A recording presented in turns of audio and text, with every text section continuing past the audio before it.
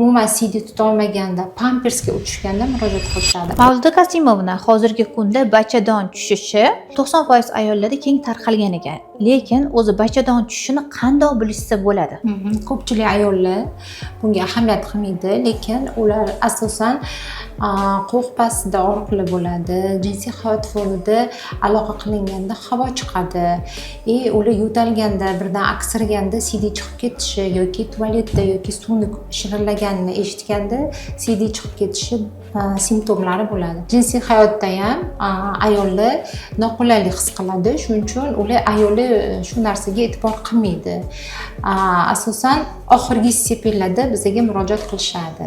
Qachonki ayollar matga tushib qolganda yoki umuman CD tutolmaganda, pampersga o'tishganda murojaat qilishadi. Agar buni sal ertaroq murojaat qilib kelsa, balkim operativsiz ham davolasa bo'ladi. Keyin ayollar tug'ruqdan keyingi charchoq yoki oddiy holat deb o'ylashadi. Aziz ayollar, agar sizlarni ham shunday muammolar bezovta qilsa, albatta bizga murojaat qiling.